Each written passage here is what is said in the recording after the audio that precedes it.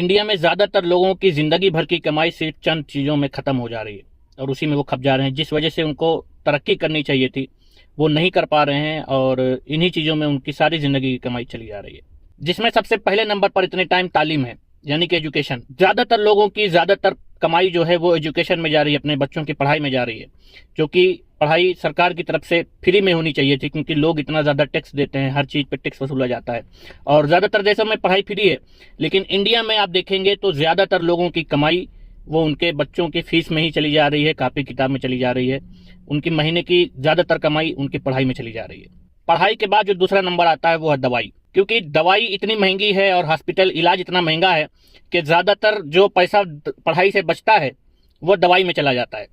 इसलिए दवा भी कई देशों में देखते हैं हम लोग के फ्री है, अवेलेबल है। बहुत सारे देश ऐसे हैं जहां दवा फ्री है। मैं यहाँ सऊदी अरब में रहता हूँ, यहाँ भी हम लोग इलाज कराते हैं तो दवा फ्री मिलती है।